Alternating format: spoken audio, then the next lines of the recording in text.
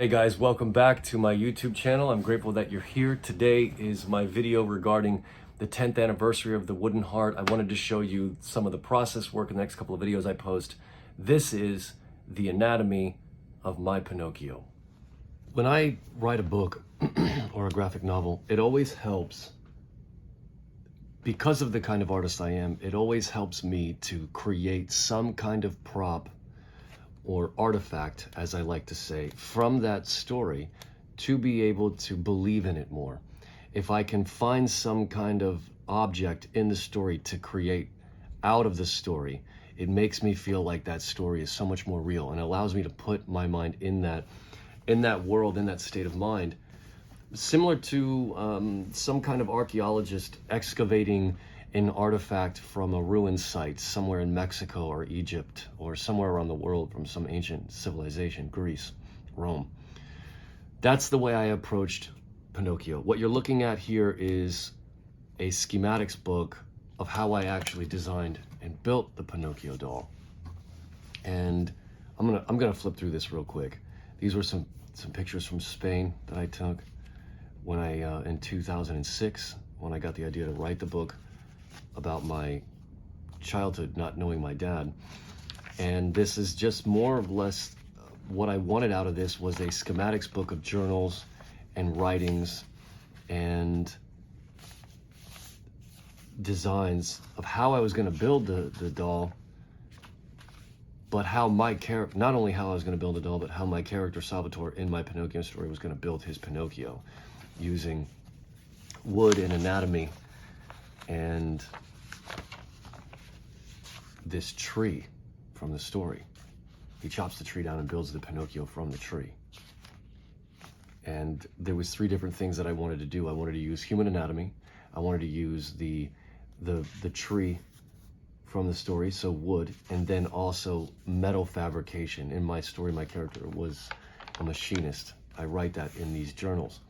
And I wanted to show, similar to what you would see in a Michelangelo or Leonardo da Vinci sketchbook, I made all this, the paper. I created it. I created the wooden bound book itself with the hinges and the post screws and all these little details, the lock, the hinge, heart. I wanted this to be a personal journal of my character, kind of going mad and in his grief, designing out how he was going to resurrect his son out of this tree. And this is something that I look back at from time to time, more than the graphic novel. And it's one of these things I'm really proud. I'm so proud of that I had the tenacity to do this, because if it wasn't for this schematics book, the book probably would have never gotten written. I lost my mind in this process while I was creating this schematics book. And as I wrote 3 other graphic novels, I realized that I created props for as well. I realized just how destructive, for me at least, the creative process is when I'm writing a book, because I have to fully immerse myself in these worlds. And a lot of the things that I write about, if not everything that I write about, is wrought in grief and death and tragedy and pain, sorrow.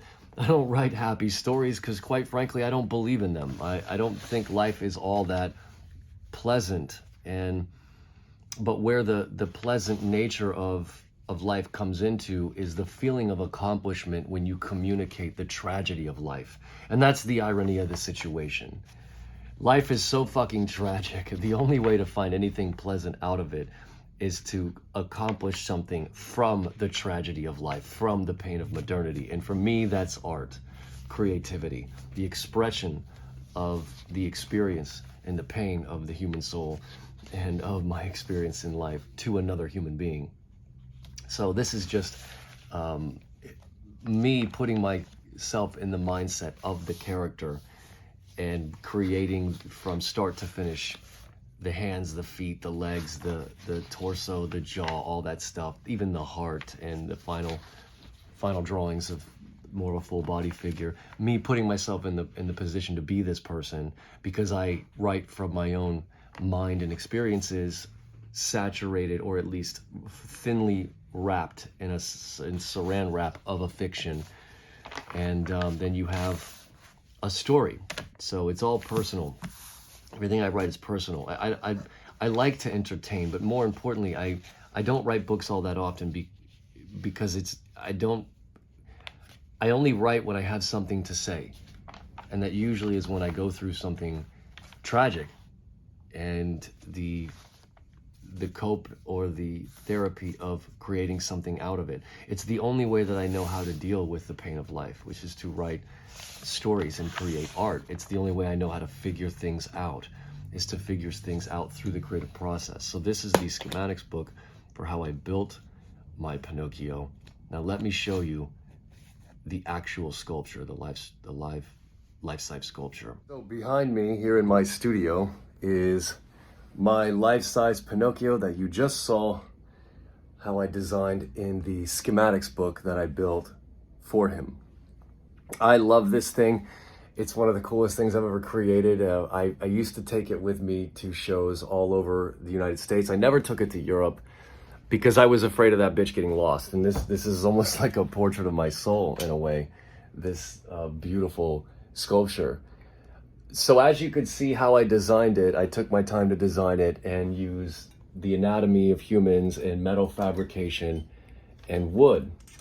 And I mean, I really don't know what to say about it. It was just a really bizarre point in my life where I poured myself into this project to save myself from self-destruction.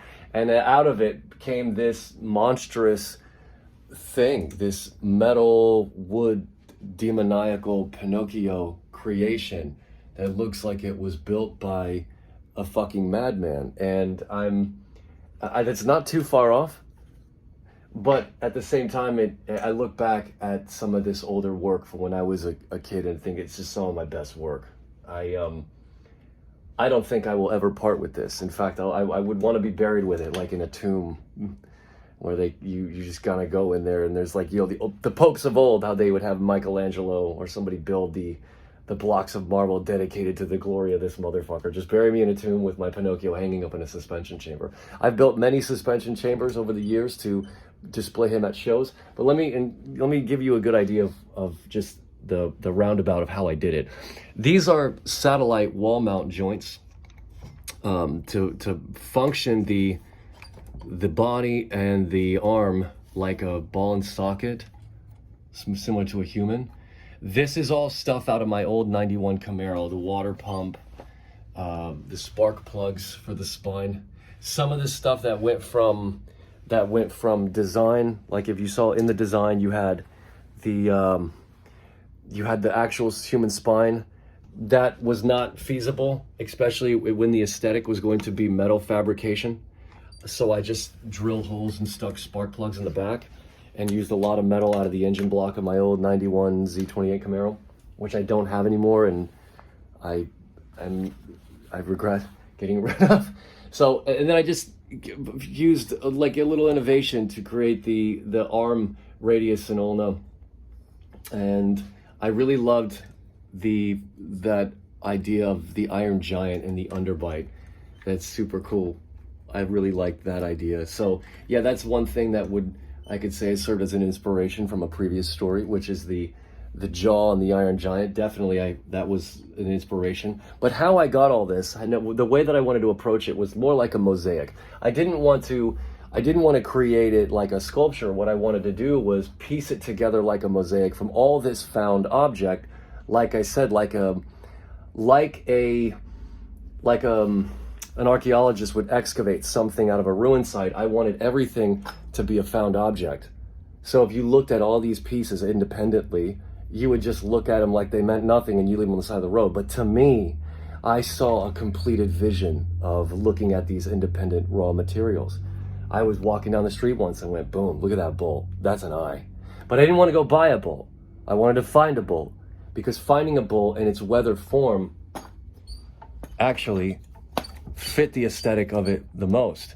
This took me years to make because I didn't want to just put any piece in play. It had to be the right pieces, and I would only know that once I came across it and saw it. So just like everything else, the only thing I didn't finish was the legs. I do have the feet down here. I just could never figure out what I wanted to do for the legs.